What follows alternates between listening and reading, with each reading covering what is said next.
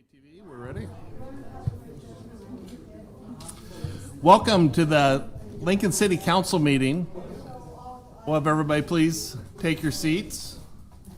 Welcome to the Lincoln City Council meeting of Monday, August 18th, 2025. Please be advised, a copy of the Open Meetings Act is posted at the back of the chambers by the northwest door. Let us all rise for the Pledge of Allegiance, followed by a short moment of silent meditation. Please remain standing if you are able. I pledge allegiance to the flag of the United States of America and to the republic for which it stands, one nation, under God, indivisible, with liberty and justice for all.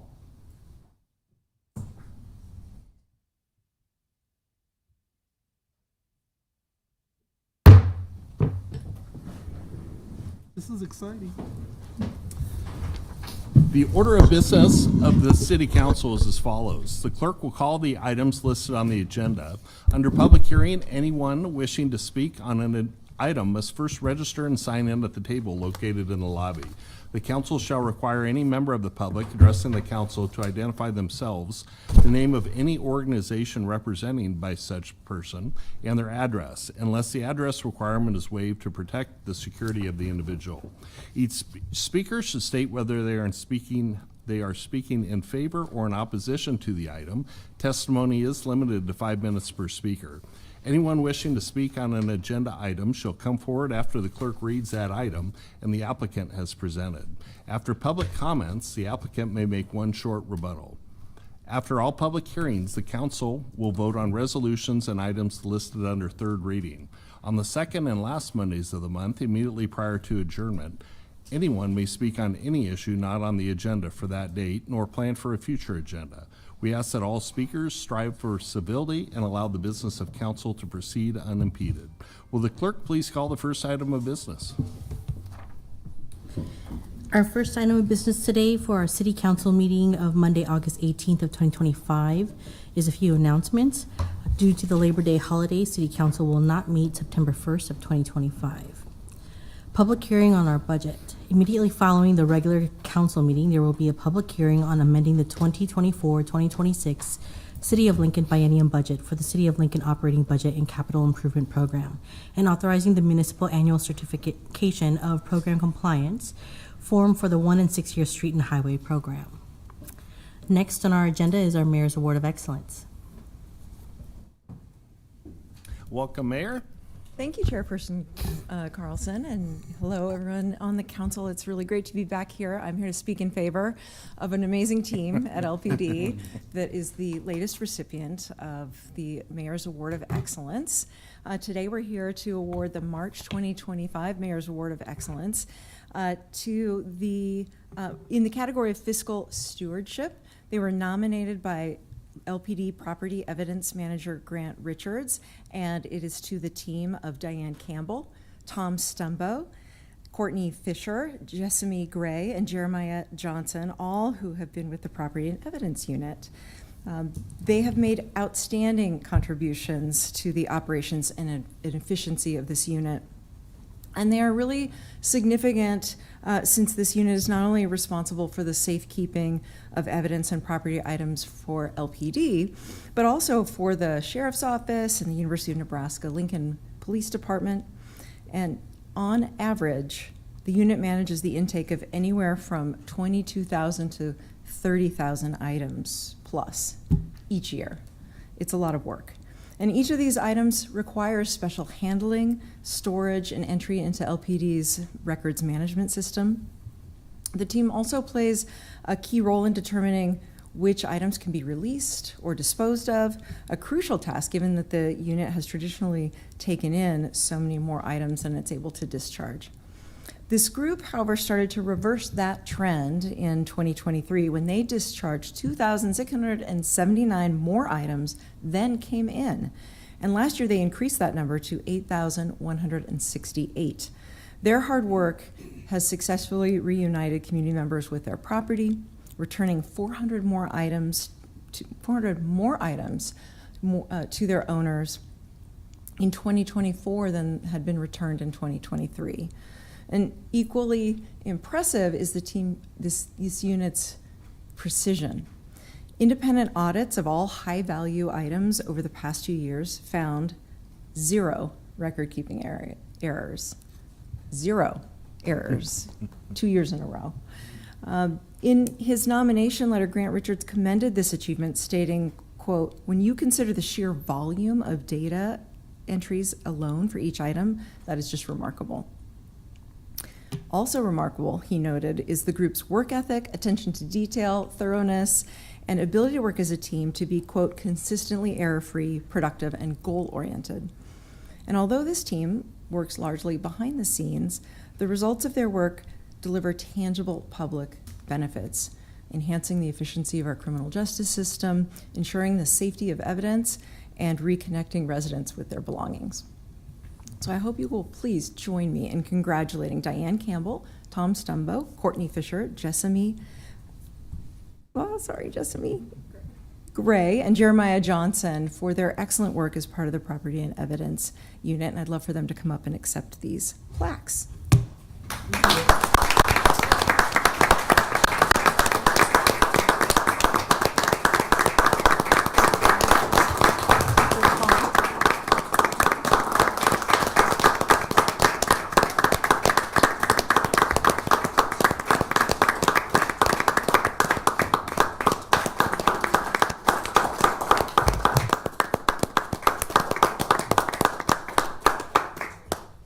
Chief Morrow, would you like to say a few words?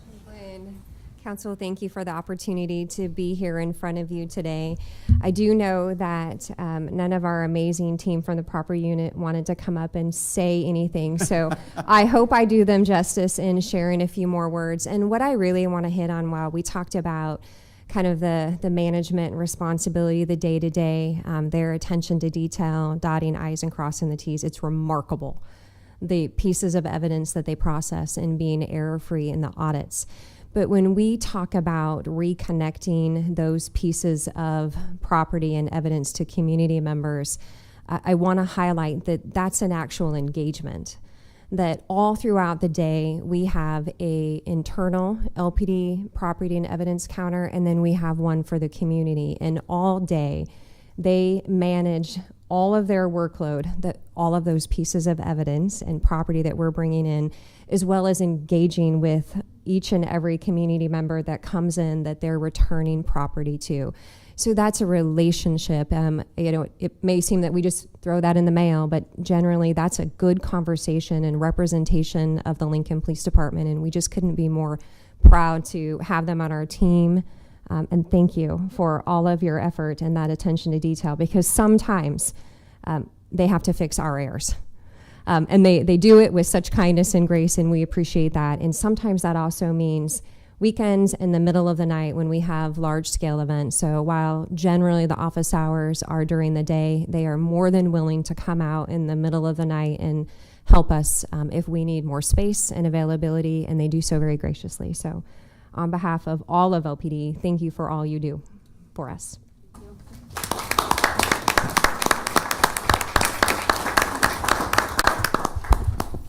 So no one wants to come up and say a few words? Anybody willing? Come on, Grant. Well, thank you, Grant, for nominating this incredible team. It's really an honor to shine a spotlight on people who, again, do a lot of work out of the spotlight but help make sure that public safety in Lincoln is thriving. Thank you so much to you and your families. We're really grateful. And with that, I would say we'll go take some pictures unless the council wants to say a few words before we head out. Council, anything? Yeah. Councilman Dude. I'll address two of those members. Grant Richards and Tom Stumbo are both two former comrades that I had the opportunity to work with. So it's nice to see some of my former crime-fighting partners working in the property unit, because I'm sure that adds a little more flair to the job as well. So, but thank you for your accuracy and your precision. That's not really an uncommon thing when it comes to the Lincoln Police Department. So thanks, Chief, too. All right. Any other comments? And Council Chair, thank you very much. I wanted to say thank you because I know that you don't get a lot of recognition, though this is pretty cool. But it was just in the paper in less than a month ago that you made a couple very, very happy by returning an engagement ring, finding that engagement ring, and that's pretty cool. And so for the days that you don't get that kind of recognition, there are people still paying attention and very, very thankful. Thank you. Anybody else? No. All right, thank you again. I echo those comments. Thanks. Thank Yeah, you. Thank you. Thank you. Thanks, Chief.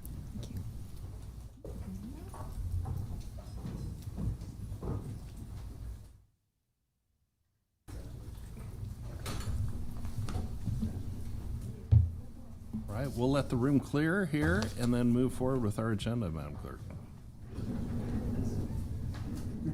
You know, they are welcome to stay. Yeah.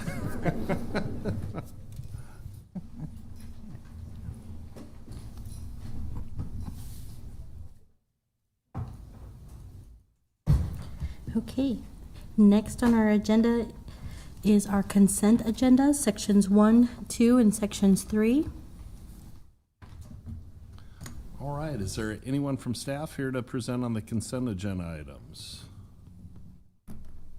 Is there any member of the public that would like to comment on any of the consent agenda items? If so, please come forward now. Seeing none, we can go ahead and proceed. We can now vote on these items. Item 1A is reappointing Jose Soto to the Charter Revision for a term set to expire July 14th of 2029, introduced by Washington. So moved. Second?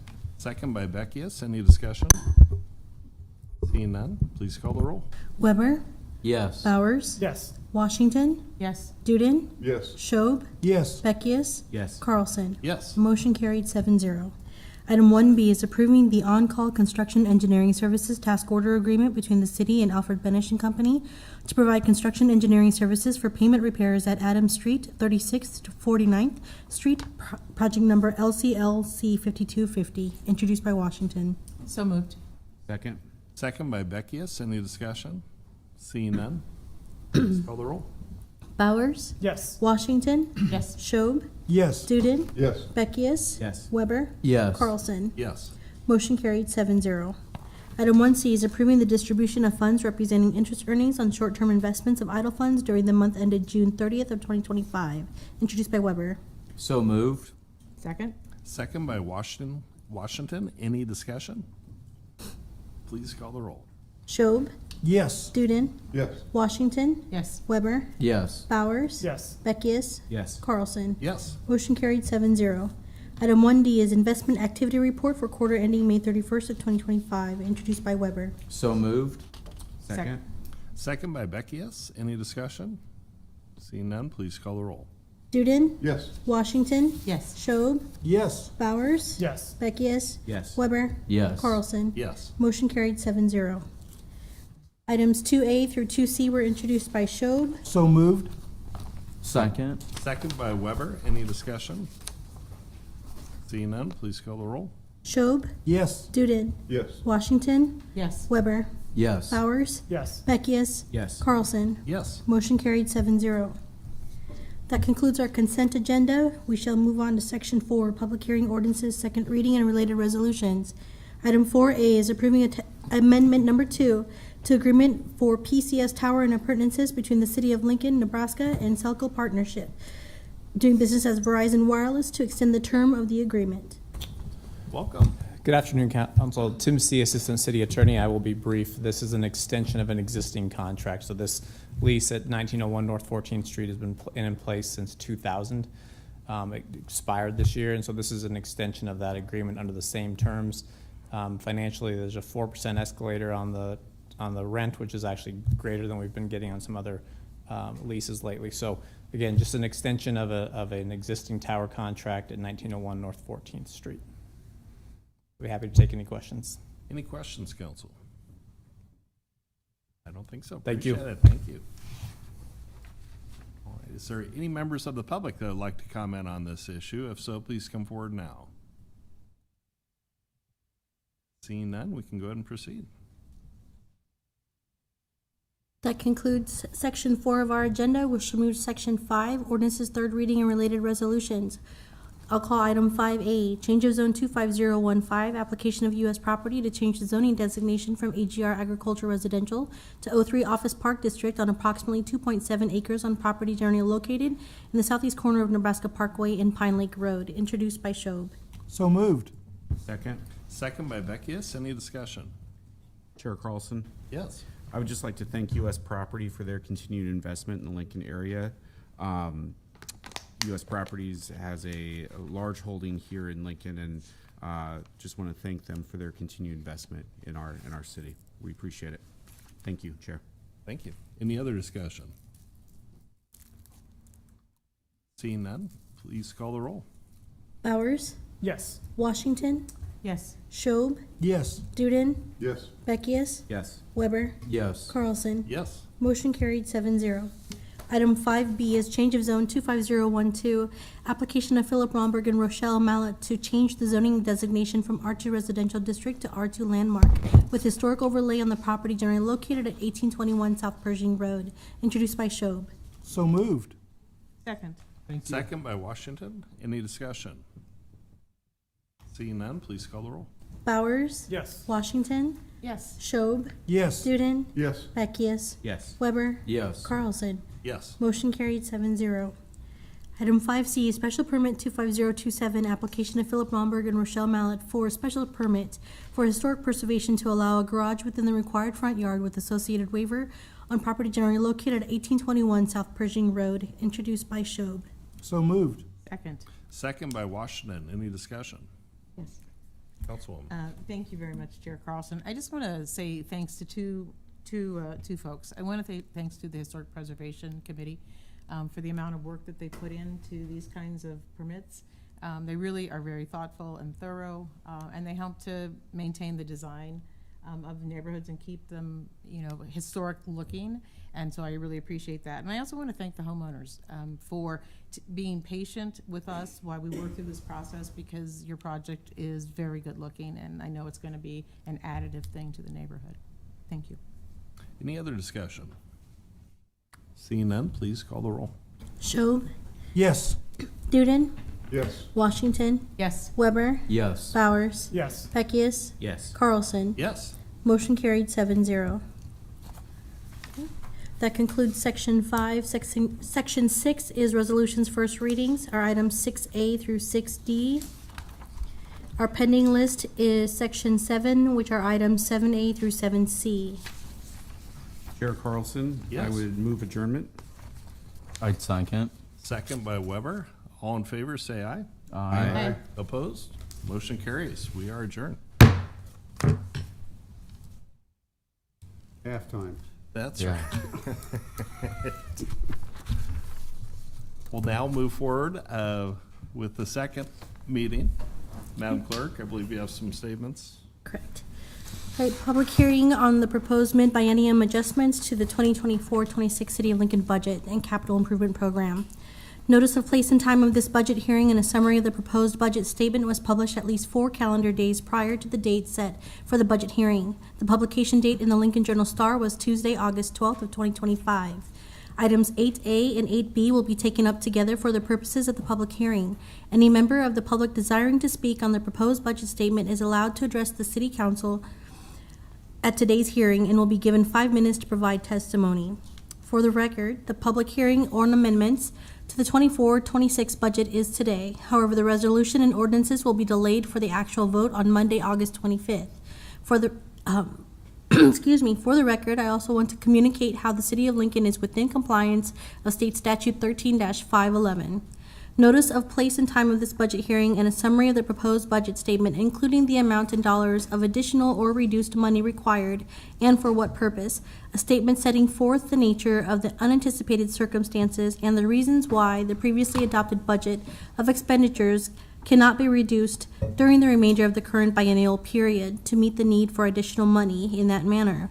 A copy of the summary of the original adopted budget previously published and a copy of the summary of the proposed revised budget was published at least 4 calendar days prior to the date set for the budget hearing. Publication date in the Lincoln Journal-Star was August 12th of 2025. Any member of the public desiring to speak on the proposed budget statement is allowed to address the City of Lincoln City Council at today's hearing and will be given a reasonable amount of time to speak. A presentation outlining key provisions of the proposed budget adjustments will begin shortly. All right, welcome, Mr. Carlson, I believe. Rest of the teams coming Council, in. Council Chair, I will also read items 8A and 8B together for the I'm sorry. record. Yeah. Okay. Items 8A and 8B is amending 2024-2026 City of Lincoln Biennium Budget for the City of Lincoln Operating Budget and Capital Improvement Program and authorizing the municipal annual certification of program compliance form of the 1 and 6 year street and highway program as required by state law, and the related ordinance of approving the transfer of unspent and unencumbered appropriations between certain capital improvement projects. All right, welcome. Good afternoon. Council Chair and council members, I'm John Carlson, 555 South 10th Street, and I'm here today with Finance Director Joe Donlinger and Sherry Wolf, Chad Moore, and Claire Osby, part of the budget team that's been working on the mid-biennial budget adjustments. Thank you for the chance to do a presentation on this for the budget, and let me start by kind of reminding us at the slide kind of where we are right now for the benefit of people here in the chamber and the people watching at home. So last summer on August 26, 2024, the council approved the 2-year biennial budget, the fiscal year 24-26 budget. Covers both of the fiscal years, both the one that we're just going to complete on August 31st, the one that'll start on September 1st. So technically, there's no further action necessary for the second budget year to proceed. What we're doing today is bringing forward any mid-biennial adjustments that are necessary to reflect any needed changes that weren't foreseen a year ago when the council adopted the budget. So that's what we're here today, August 18th. We're having the public hearing. Council then would vote on the budget on August 25th, and that would be ahead of our fiscal year that would start September 1st. So we have 2 items on the agenda that got called together, and I know that council members have been involved and are aware of much of the information that's going to be presented. So I'd ask for your patience as we again sort of provide the context for the people that are watching and the people in the chambers to understand what's happening with the budget and to give some context beyond just the changes. So the 5 kind of sections for today's presentation would be a little bit of budget background, a recap about revenues over the past year, the adjustments themselves, a reminder of year 2 infrastructure investments, and then the reappropriations and CIP transfers that need to happen in order to close out the end of this current fiscal year. So the city budget is one of the most significant ways that we all work together in partnership with our community organizations, businesses, residents, and everyone in order to try and continue to advance our vision of leading Lincoln to a more secured, successful, and shared future. And I'm happy to report that we can see in the community that those investments are paying off. They are supporting great outcomes in the community. Just a couple of brief reminders. We see Lincoln as a very safe city. We see the statistics that back that up. Crime continues to decline with the great work with LPD, but also nonprofit partners and community partners and after-school programs and mental health providers and everyone else who works together to help make Lincoln a very safe city. LFR, cardiac arrest survival rate, is up from 18% in 2022 to 22% in 23, and now almost 26% in 2024. And we like to point out that's more than double the national average of 10.5%. So everyone does a great job on LFR, and that begins from the moment that someone at dispatch picks up the telephone and begins to help those persons in need. You're here. We're also seeing historic levels of building and development as we continue to work with our partners in the building and the development trades. Since 2021, we're on track for the highest number of residential building permits in Lincoln's history. That'll track back on 3 years, 4 years, and 5 years. So lots of building and development. Again, city not doing that, the city working in partnership to provide infrastructure and incentives and good response time and review times in order to help the private sector build those new homes for our residents. And then it's fun, our comms team likes to collect these topping the charts. We see these on NerdWallet, we see these on websites everywhere, but the overall theme being that Lincoln is recognized nationally, the good work that's happening in Lincoln is being recognized. Lincoln is a place where people want to live, they want to work, they want to start a business, they want to go to school, they want to start a family. So I think it's important that we continue to wave the Lincoln flag and sing the Lincoln song that good things are happening here in Lincoln, Nebraska. We are growing that safe and successful city. We believe the biennial budget is continuing to deliver exceptional city services. I'd like to just kind of go into kind of those particulars. So again, this is the adopted tax-funded budget in the current 2 years of the biennial budget, 2024-25 and 25-26 are the investments. And this is the tax-funded budget. We talk a lot about the tax-funded budget. It's what people primarily like to focus on, but of course there is a companion capital improvements program budget that does the capital budget as well. Public safety, as you all know, is the largest portion of the tax-funded budget, over 56% for police, fire, and the police and fire pension. It's a top priority, receives top funding. See the variety of revenue sources that help support the investments that we make. Essentially a three-legged stool. You have property tax, sales tax, and then a wide variety of occupation taxes, fees, revenues, grants, and other miscellaneous sources that make up that third leg of the stool. And it's important that we have that diversification. There are other government entities across the state that only have a single revenue source, and they're very dependent on that. So it's good to have diversification in how we're able to fund our investments. People sometimes are surprised to hear that sales tax is the largest single funding source for the city budget, but it's higher than property tax. And I thought I'd take a minute here to kind of go into the trends that we're seeing in sales tax over time and currently. So Lincoln enjoys a very steady economic growth. It's a diversified economy, and you can take this chart goes back to 2010. You can take this chart back 10 more years, 20 more years, 30 more years, and you see that same kind of slow and steady growth. You would, of course, note the bump in that growth in 2021, 2020 due to the pandemic. Federal government put in $6 trillion of stimulus into the economy, and people spent it. They spent it on it, keeping their businesses open, keeping themselves and their families safe. That showed a bump in that sales tax collections, which raised the trend. You can see coming out of it, though, our budget team continued to project the same slow and steady growth. We wouldn't predict that the federal government would put $6 trillion into the economy every year. So again, slow, steady growth. Importantly, sales tax collections in the previous year actually declined 3.5%, and that was due to rebates that businesses got through the state sales tax incentive program, and those can sometimes be unpredictable. But again, we projected for slow and steady growth in the second year. Interestingly, though, there has been some volatility on the federal level in terms of economic policies, and we are seeing that reflected in the sales tax collections over the previous year. So particularly regarding announced tariffs, earlier in the year there was announcements at the federal level that tariffs could be going into place that would significantly raise the prices on goods, and people responded. They went out and they bought items. This chart starts in September, October, November, December, and you can see that bump in January and February. Sales tax receipts actually lag collections by a month or two. People pay their sales tax, it's paid to the state, and then the state gives Lincoln its portion of that. So typically it's a month or two behind.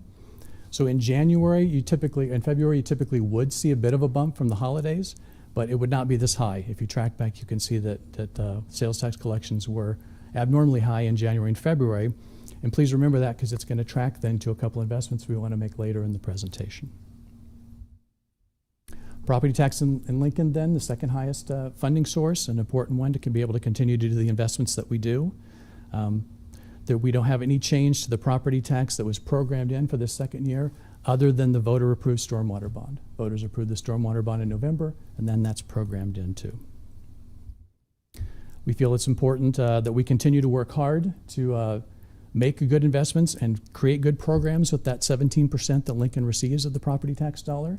And we think our teams do a great job of turning that 17 cents into great infrastructure investments and programs that continue to grow our quality of life in the economy here in Lincoln. So the valuation projection for the property tax in the second year. So when we adopt the budget a year ago, we know exactly what to do with the first year. We know what the valuation is going to be, and you can set a tax rate based on that. In the second year, the budget team does work basically looking at historical trends and economic factors to try and put a placeholder in for the second year. And I would say the budget team did a very good job last August of putting in a projection for the second year. They put in 8%, that's in the currently approved budget. And right now the preliminary valuation that we saw in March looks like the valuation will be between 8 and 9%. We're seeing LPS in the airport using 7%. They have slightly different footprints, and again, they're entities that only have property tax, so they need to definitely be on the conservative side with what they project. Again, if it comes in the way we expect it to, and the final valuation will come in on August 20th, and then that'll get reflected in the substitute resolution that comes forward to you with the final numbers. But if that happens, again, that could provide a little bit of revenue that remember, we're going to show a little bit later and what we're going to try and do for investments of the city. So the headlines, again, appreciate the budget team and the good job they did with their projections. Overall, the city budget departments are on track to a very high degree. There's only a few adjustments that we needed to bring forward that I'm going to go into here. And again, those investments continue to deliver for the community. So essentially 5 mid-biennium budget adjustments that we want to talk about, and I'll go into these in a little bit of detail. Again, these adjustments are brought forward to reflect needed changes that couldn't have been foreseen when the budget was developed and approved last year. So there's police and fire pension that needs to be funded for an additional $936,000. There's pay raise incentives for emergency 911 dispatchers. We need to close the StarTran operating budget gap. We'd like to set aside money for pool maintenance and repairs. And then again, as I mentioned, the debt service for the voter approved stormwater bond. So let me go into these a little bit for each one. Police and fire pension, again, the council knows it, but for the benefit of people watching the presentation, every year the city contracts with an independent actuary. They do an analysis of the pension. Police and fire get a pension. They don't have a 401k like other people may have. They have their pension that they draw. And these actuaries do an analysis of how many people have retired, how many people have joined the various departments, how many people have passed away. They do the math, and they let us know how much we need to put in the pension in order to make sure that it's funded and people have those monies available when they retire. So they know, again, similar to the property tax, they know the first year and they make a projection for the second year. When they do that actuarial analysis then closer to the second year, and they came and presented to City Council, I believe in March, they tell us how we need to do that settle up. And what they've told us is that we need just under an additional $936,000 to make sure that we're funding the pension in the way that it needs to be funded. So the connection we'd like to make here is that approved budget, as we talked about, included the 8% valuation increase. If the budget analysis comes in to be closer to 9%, that provides approximately $1 million available without changing the levy due to just the valuation increase. That's ongoing revenue. So again, it's important to match ongoing revenue with an ongoing need. The police and fire pension will always be needed to be funded, so it's good to tie it to a source that will always be ongoing revenue. So what we propose in here is to tie that projected increase in the valuation to the needs in police and fire pension. Second item is pay raises for 911 emergency dispatchers, about $150,000. You'll recall that City Council approved that increase in pay earlier this year. At one point, dispatch was down 16 persons, and it was beginning to threaten to have an impact on service and response. So appreciate the work that council did there to make sure that we have incentives to hire people and keep people on to do that important work. There again, between the police and fire pension and the raises for the dispatchers, that could be exactly what the property tax comes in at. The third item is StarTran. So it's important to remember what StarTran provides every day to our community. I know we have advocates here that will definitely speak up for StarTran, but for our drivers, it's a rewarding career. For many passengers, it's their ride to the job or to school, the doctor's office, or to the store. It's important that it serves our broader community, and frankly, it helps clean up our air and reduces traffic congestion and our carbon footprint. So we're big believers in StarTran and making sure that it continue to provide those services. Kind of a good news, bad news I have to report today. The good news is that StarTran is fully staffed. They're meeting their on-time service goals. What we are seeing, though, is due to a couple of factors, we have a budget gap that we need to close in order to close out the books on the current fiscal year. One item that's influencing that would be state funding, well, federal funding through the state that we've consistently got for many years that has not been delivered to Lincoln the last 2 years. Lincoln gets FTA monies from the federal government that helps us run our bus system. They go through the state. A lot of those are allocated directly to Lincoln, but not all of them. Some of them are somewhat discretionary, and they're provided to the rural communities. And for many, many years previously, the rural communities used some, but then sent back to the state what they didn't use. And the state has divided that between Lincoln and Omaha. That's a dependable revenue source that we've programmed into our budget. 2 years ago, nothing was returned and nothing was put into our budget. We weren't sure if that was just an anomaly, so we continued to budget it into this budget, but the same thing has happened this year as well. So we're assuming that that revenue is not ever going to come, and we need to stop budgeting that revenue, but we do need to close the books on the current budget year. Also, again, while we're happy that we're fully staffed, we are seeing some increased overtime costs, and I know that Liz and Carla and their team are going to look at that and analyze if maybe they need to hire some part-time people, some floaters, in order to determine how to deal best with that staffing, and they'll work on that ahead of the next biennial budget for next year. But there again, that's about $1 million. And referring back to the tariff bump that we saw, Those increased collections and sales tax, since they're a one-time, that would help us then spend the $1 million necessary to close the gap in this current budget year using one-time sales tax in order to do that. Our fourth item, cultivating our high quality of life with our pools. So we need to address some repair and maintenance issues in pools that are located in all 4 quadrants of the city. And those 5 pools are 60 plus years old. Arnold actually turned 70 years this year. So you've got Arnold in the northwest, you've got Belmont in the north, you've got Ballard in the northeast, Eden in the southeast, and Irving Pool down in the southwest. So what we've seen there is we've seen a significant increase in the number of required repairs and maintenance. They're old pools, you would expect to do some repairs and maintenance, but we're seeing the last couple of years an increase that basically has closed some of those pools during the busiest times. And we want to make sure that we've set aside some money in order to make sure those pools can definitely stay open and we can have a rapid response. So here again, because of that tariff bump, because of that one-time money, we would propose taking $1.5 million, putting in a pool maintenance and repair fund. That way, while we have community conversations about repairing pools, replacing pools, we'll have money set aside to make sure that they stay open in the interim to make sure they continue to serve the community. The last item in this section about adjustments is the stormwater improvements that we talked about before. The voters approved the stormwater ballot in November 5th, 2024. We couldn't program that into the budget. Obviously, we can't assume the voters are going to approve a stormwater bond, so we wait. They passed it, and now we need to take action to actually put it into the budget in order to pay the debt service on the bonds that are going to provide those improvements. So in this section, those are those 5 items and the funding sources that can help pay for those. As I mentioned before, there's also a capital budget that goes for infrastructure improvements. I want to take just a minute to kind of run through those capital improvements that are happening across the city as well. So infrastructure investment continues in year 2 of the budget: water, streets, wastewater, solid waste, continuing to build our community. When I edited this slide, I could have just changed the numbers, but it was funner to strike out the low number and put in the high number. Just to reflect that voters did approve the Lincoln on the Move quarter-cent sales tax continuation. And so instead of having a significant drop in street funding, we actually have a slight increase in street funding and continue to make those improvements in all quadrants of the city. I need to take a few minutes, please, to read this required. The state requires us to read this into the record, so if you'll bear with me, I'm going to read this into the record. This public budget hearing, including the Lincoln Transportation and Utilities Proposed Budget and Capital Improvement Program, fulfills the statutory requirements for the State of Nebraska 1- and 6-year Streets and Highways Program. Residents have 10 days from today to submit any statements or exhibits to Lincoln Transportation and Utilities. Therefore, all statements and exhibits received on or before August 28th, 2025 will become a part of the public hearing record.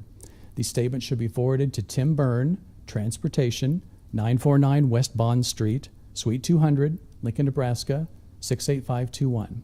Note this applies to feedback on streets and highways, not other parts of the city budget. State statutory requirement ensures that an integrated system of public roads is provided for the general welfare of the state, counties, and municipalities. The program is administered by the State Board of Public Roads Classifications and Standards. The Capital Improvement Program for fiscal years 2025 through 2030 reflects an annual average expenditure of nearly $49.4 million. This average annual expenditure is comprised of city revenues, for example, wheel tax or impact fees, the city's share of gasoline tax and general revenues, federal aid, and other funds. So talking about water briefly, we just had a press conference where we talked about another big step forward in Water 2.0.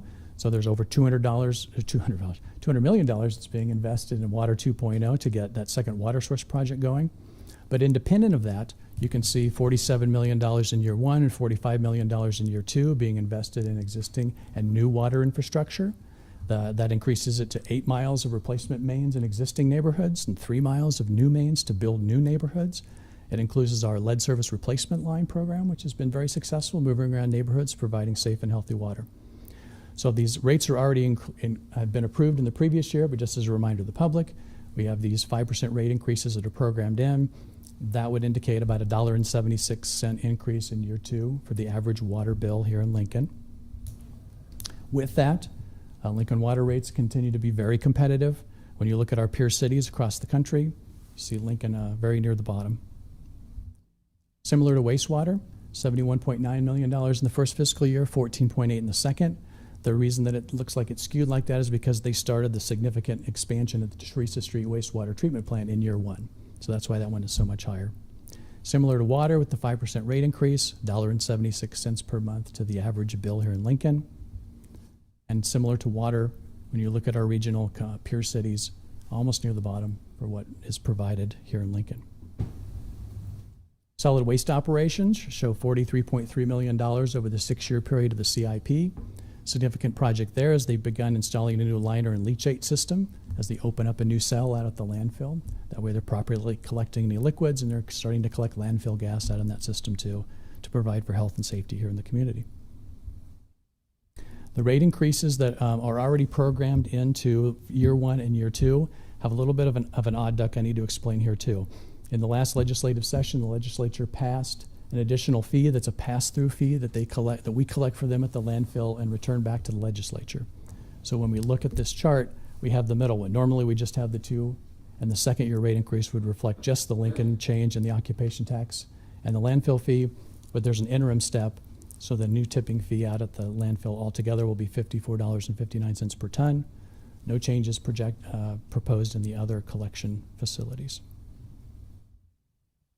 Here again, landfill rates remain competitive. These are these are Nebraska cities across the state, in the middle, upper middle, but still providing a lot of value back to the community. So the good news overall is our strong economy continues to provide investment for a growing community. These budget adjustments will help do that. Our last item here is reappropriations and CIP transfers. So as you know, in every year we reappropriate department balances at the end of the fiscal year.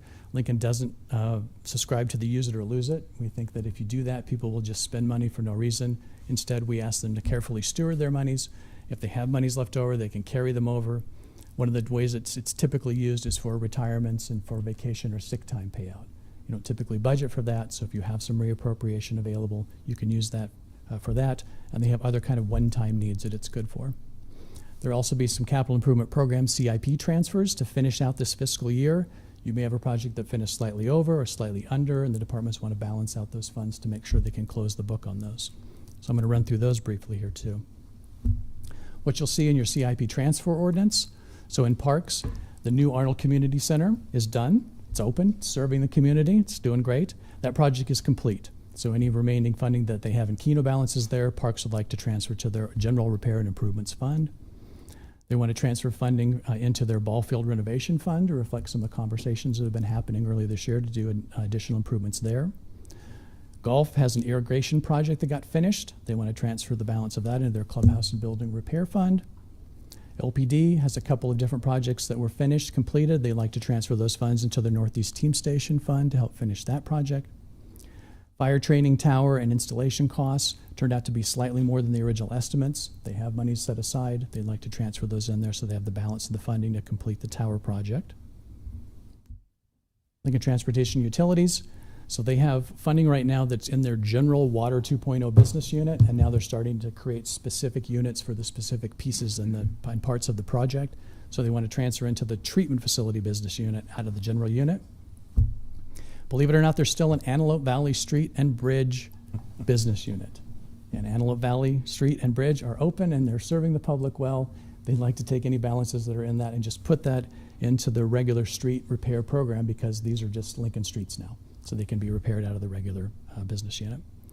And lastly, well, almost lastly, solid waste biogas. Early on when we were analyzing how we're going to do biogas methane capture out at the landfill, we had a wide variety of scenarios. One of them was that the city would build the project itself and without any private partnership help. And that's an expensive proposition. They had set aside authorization to do that just in case. As they analyzed it, turns out what we're going to do instead is do a private-public partnership where they're going to build the facility and then we'll both share in the revenues.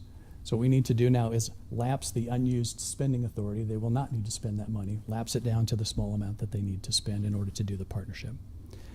And then similar to in aging, Victory Park is a completed project. They have some incoming revenue authority and they have some outgoing spending authority. There's no money behind either of those. They just need to lapse the authority to spend because that project is finished. It's a lot of information. I tried to move through it pretty efficiently if I could. Just a reminder, this is the Mid-biennium budget's public hearing. Next Monday would be the vote on the budget ahead of our fiscal year that starts on September 1st. And I and the budget team are here, and we're happy to answer questions now and/or listen to what folks have to say and come up later. Council questions? None at this time. Thank you. Good job, John. Yeah. Are there members of the public that would like to comment on this? If so, please come forward. Welcome. Thank you, Chair and members of the City Council. My name is Richard Schmeling.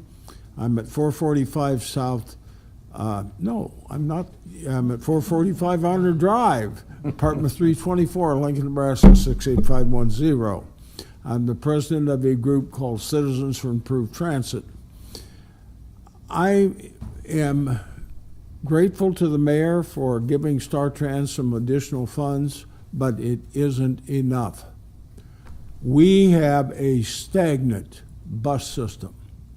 The way our system is funded, if we want to add something over here on this part of the system, we have to take it away on a different part of the system. We can't grow the system, we can't improve the system. And it's been that way for the past 3 years. We need to invest in our public transit in order to make it grow and be meaningful. Now, you have from me some letters from a bunch of social service agencies that tell you the importance of public transit to their clientele. And I can multiply this many, many times. But I want to tell you a story because we're not talking about figures and facts and so on, we're talking about people. This story comes out of the American Job Center. In the American Job Center, they try to place people in jobs.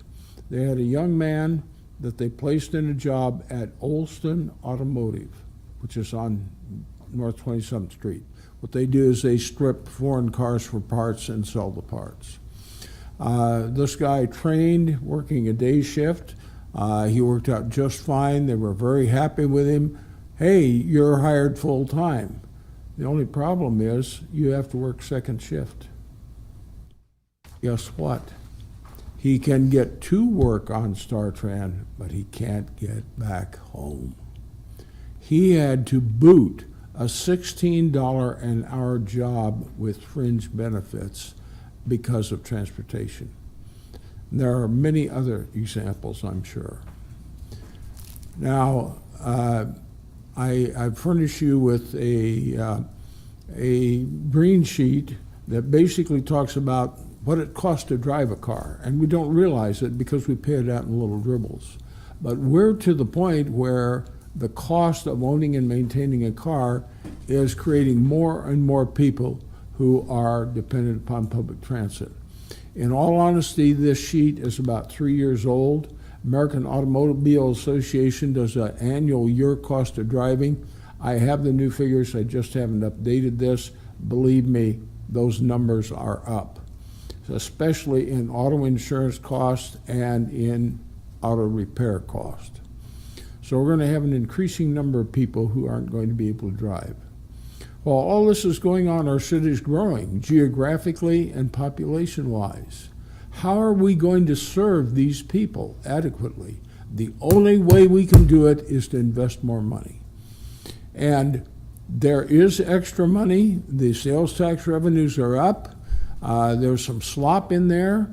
And I just challenge the city, the mayor, and this city council to find an additional $1 million over and above what the mayor has added on, $1 million that can be used to enhance and improve our StarTran bus system. We spent $270,000 3 years ago to have the Transportation Development Plan updated. We had good consultants. They had done the previous update and they knew Lincoln well. They gave us a series of recommendations. Number one, we need to have crosstown bus routes. The old hub and spoke system doesn't work because not everybody wants to go downtown. Number two, extend service in the evening on all the bus routes. That way you get those second shift workers and you get them to and from work. And then the third thing that we heard a lot of was Sunday bus service. People want bus service on Sunday. We used to have it here in Lincoln, it got cut. We just simply have to find some way to make these things happen. And none of those recommendations have been implemented in the past 3 years because we don't have the money to do it. I'm tired of coming down here and banging my head against the wall and not seeing any action. And quite frankly, this is not a threat, it's a promise. If I don't see some movement on the financing of StarTran, what I'm going to do is I'm going to propose a slate of people on the city council and maybe a new mayor that will adequately fund StarTran. I see I'm out of time. Thank you. Is there anyone else that'd like to comment on this? If so, please come forward. Welcome. My name is Patrick Helwig. Last name is Helwig, 2100 Garfield, apartment 8, Lincoln, 68502. I would second everything that Richard said, and I've taken the bus for like 35 years, but not as much lately. I have a tailbone injury that they accommodated me here, and they had a good chair back there that worked with orthotic cushion. I would hope that they could retrofit the buses with 1 or 2 seats to be hard and flat and no padding and doesn't curve or slope, because otherwise I have to stand on the bus, and that's risky because these drivers don't always wait until you're seated before they start, or until I'm hanging onto the bars and have my bag on the seat, and they stop suddenly and they're not always safe. And then this is a letter that Richard wrote to the editor here, that Lincoln spends way less on public transit than other cities, even similar in size and competition to Madison, Wisconsin, Des Moines, and Topeka, and all our state capitals and colleges and universities. But under the 25-6 budget, Lincoln only spends 16% for public transportation, whereas in Madison, they spend 21% of its budget for transit. It's been named the 5th best transit system in the U.S. several years ago, which that says a lot. It's 5% more, but it's like 5th best in the country, and it's not a super high percent of the budget. But then Des Moines spends 38% of its city budget on public transit and plans to increase it to 47% in the future. And it says in Omaha, public transit spending is $45 per capita more than Lincoln. So, yeah, thankfully I have friends that can take me around sometimes. But one of my friends that drives me the most, he works evenings from 4 to like 12:30 a.m., 4 p.m. to midnight. So if I want to go anywhere in the evening, I would need to take that bus. And I would agree that we should have later service for people that work later. I used to work in retail, but thankfully they never worked me past 6. And should have Sunday service, and the crosstown will be good too. Because now, if you want to get, for example, from Northeast Lincoln to Southeast Lincoln, you got to go clear all the way to downtown. It'd be better if you just go head straight south on arterial. Richard had mentioned to me before about the idea of 27th, 48th, and 70th Street having buses go north and south, up and down them, and that seems like a good idea. It's just the hub and spoke is outdated for Lincoln. We're expanding a lot, and it's not efficient. I guess I'll end a little early. Thank you. Thank you. Welcome. Marion Malone, and I live at 6018 Old Farm Circle. I've been taking the bus for years, even before they called it StarTran. I think my opinion is very important. Not only do I need bus service for me, because I depend on the bus a lot, I am doing volunteer work, working with people who are trying to improve their lives. And what Richard says is true. Many of them cannot accept a job because they just don't know how they're going to get to and from work. These are people who cannot afford a vehicle right now, and they may never be able to afford one. And also there are people who have bad eyesight or for some physical reason cannot drive or cannot support a vehicle. And you can't take Ubers all the time either. That would get awfully expensive.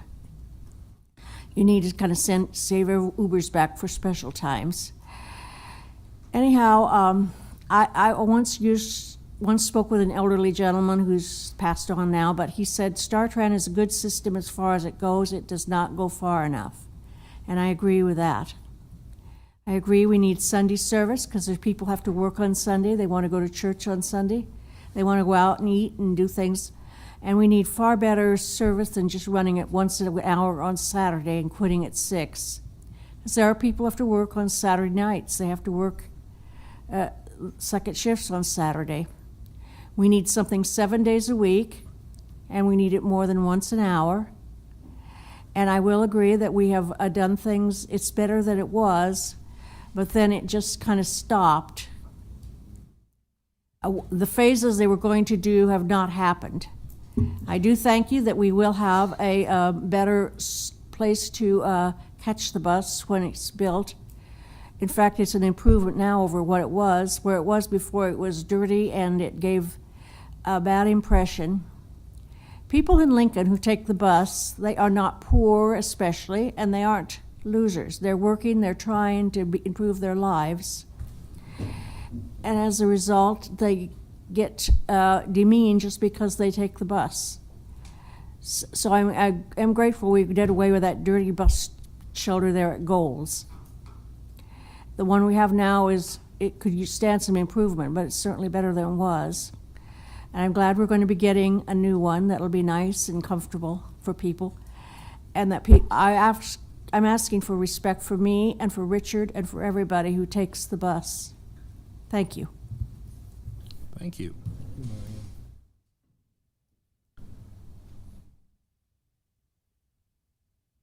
Also, as a reminder, we do have 2 microphones, so please feel free to come forward and take turns. Hello, welcome. Am I at the right place? You can move over either side there, whichever one. Right there is perfect. There it is. Thank you. Yeah, welcome. Thank you. My name is Mark Coleman. My address is 2629 South 15th Street. I work at the Nebraska Center for the Blind, and I'm also the chapter president of the Lincoln chapter of the Nebraska affiliate of the National Federation of the Blind. I'm here basically largely to reiterate what a lot of the other speakers have already said. I think people have laid out some strong arguments, but there's a couple of things I want to emphasize, in particular as it pertains to StarTran and employment. It is amazingly important for people to have access to public transportation in order to have jobs. There's a lot of discussion about how the limited hours makes it impossible for people to work a second shift, but there are a lot of places that run 3 shifts, and the first one usually starting at 7 a.m. to 3 p.m. And for a facility like that, literally none of the 3 shifts are accessible by bus, because if you have to wait for an inbound bus to come in order to take the bus downtown to transfer to an outbound bus, you can't make it to work by 7 a.m. most of the time. So literally all 3 shifts are not accessible by public transportation and in 24-hour facilities.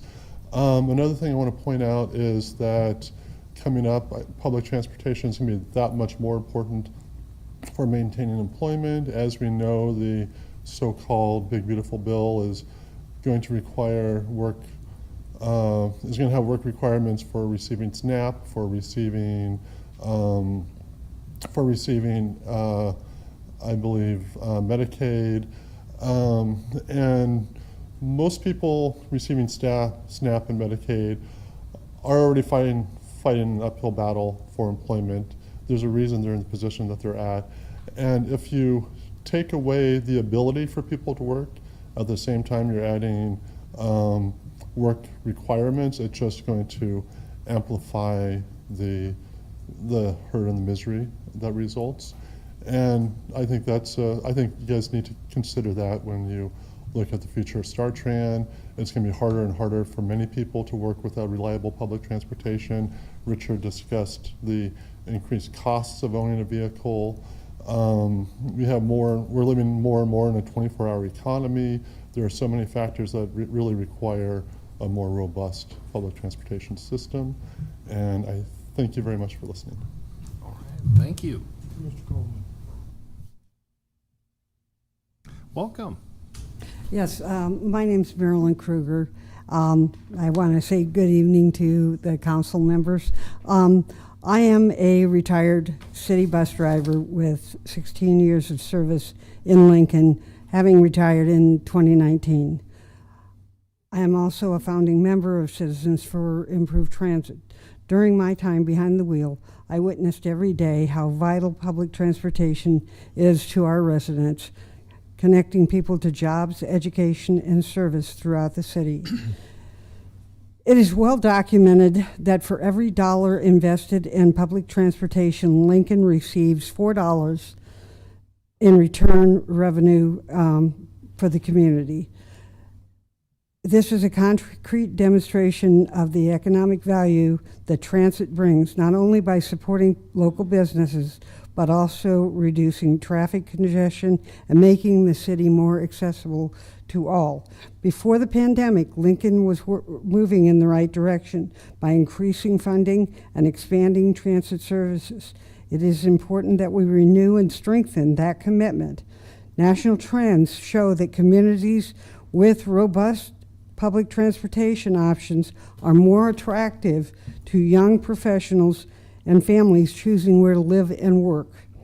By expanding and improving Lincoln's public transportation, we make our city more competitive, more sustainable, and more welcoming to everyone. Thank you for your time, and I hope you consider finding ways to give transportation more money, because it will benefit, and all the things they've said. Years ago, when the buses did run up until after midnight and started early in the morning, people could get off work at 11 o'clock, still get downtown, catch a bus home. I know it's a lot, but if you can think into the future how much that would improve the traffic and job opportunities, people who work in hospitals, people, it's not just factory work, it's all over the place.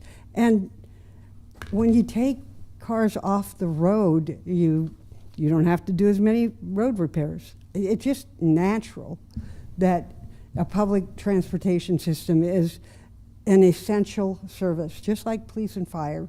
It's essential, and we just haven't had the mindset to recognize that this is what is important in our community. This is what's missing. Lincoln is a beautiful town and a wonderful place to raise a family, but you need better public transportation. Thank you for your time. Thank you. And I do have some copies of my initial statement if you want to give those out. Thank you so much. Thank you. Is there anyone else from the public who would like to comment? Please come forward. Welcome. Afternoon. My name's Gary Nelson, and I live at 5841 Margot Drive. And budget comments said the city of Lincoln is doing well, and I would agree with that, but not so much for the low-income people in our city. And one of those persons is actually a school psychologist. They bought a home about 3 years ago. Of course, the 1 year our property taxes went up 23%, and of course this last year also home insurance went up. So what happened? There went $600 between his property taxes and also that insurance increase. So what did my nephew have to do? He sold his home and is now a renter.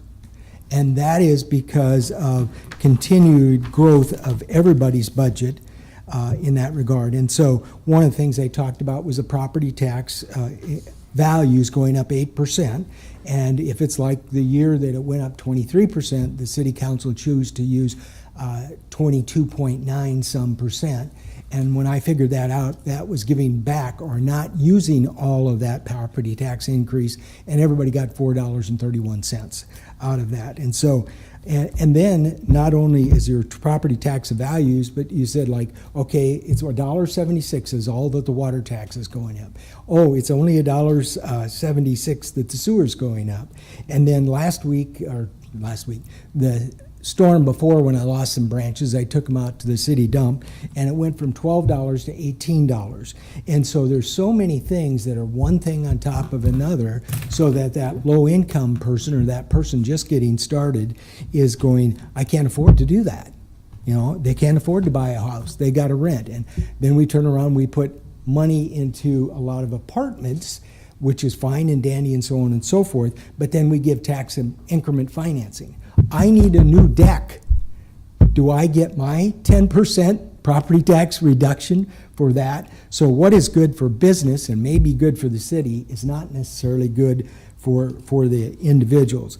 How can you fund it? Well, one, the city is one of the only few places I know of where the retirement match is 1.5% of what the person puts in. School, 1-to-1. And I'm not sure of any other business that doubles that match, or not double. It was, now it's 1.5. Take tax increment financing, go down to 10 to 9. 1% off of that, and several years I tracked that. In the budget time, it was about $700 million. 1% is 700,000. Of those 5 things that were listed up there, you could pay for a couple of those with that amount of money, or give it back to the people so they can pay their taxes. The federal government has made some tax changes and tax savings for Social Security, so on and so forth. The state is giving property tax relief. When is the city council in Lincoln going to give its people a tax break? You do not have to take every penny that's available to you and spend it. You got a great city, I agree, but there is some taxpayers that are moving out of town and not being able to do those projects like their deck because of the cost going up and up. Or another good way to make a balance, some projects are more important than others at different times, and so a lot of people are talking about the bus. But how about a 1% across the board tax or budget cut, and then use it in more priority projects like they were talking about in regard to the budget. But I just have the feeling that city, every penny you get, you want to spend. So thank you very much. Have a great day. It's a tough job, I agree with you. Thank you.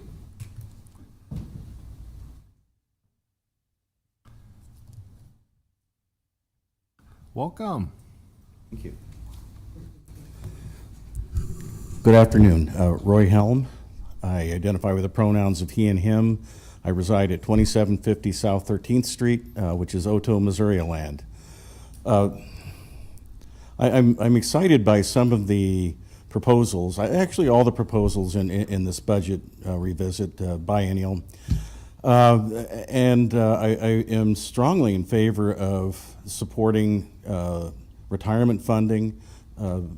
It's something that is a part of collective bargaining that our public workers depend on and work under. And so it's easy for someone who is not working under that umbrella to not appreciate that there are other wage increases that are foregone in lieu of retirement packages. So I do applaud that, and also the increased wages for wages for our 911 people. I mean, they work hard, and they also contribute to our high survival rate on cardiac arrest, and that's something that is another vital part of our city and city services. I've always felt that the public transportation system in this city is our Achilles heel. It doesn't seem to get the attention that it needs, and some of it is, I think, directed to, well, we don't have a lot of ridership. I live in an intersection with 2 different bus routes, and walking around the neighborhood and noticing buses going by, you don't always see a lot of people on buses, but that's at odd times of the day. But that being said, I think it's imperative that we do have and offer a good public transportation system that's accessible for all in different times of day. As was stated, it takes cars off the streets, it relieves the parking congestion, and for public safety, if people are deciding that they want to come downtown or go somewhere and have a nice evening and whoop it up, they're not driving. So that may be a twisted sense of logic in providing public transportation, but if we can keep impaired people off the streets and out of their vehicles, that's a win. If we save one life, what's that worth? So I do share the sentiments about trying to find ways to increase budgeting for StarTran, because it is important. And another important element of this package is attention to our city pools. And again, I live near a city pool, go by the Irving pool, and sometimes scratch my head because there's not always a lot of people there. And I know that pools are very important to our neighborhoods and to our parks. I'm not a water person. I mean, if I was splashing around out there, someone would undoubtedly call Save the Whales because they're concerned. But I do support the city pools, and maybe one of the reasons that people don't use them is because they're old and they're tired, much like me, and are in need of refreshing.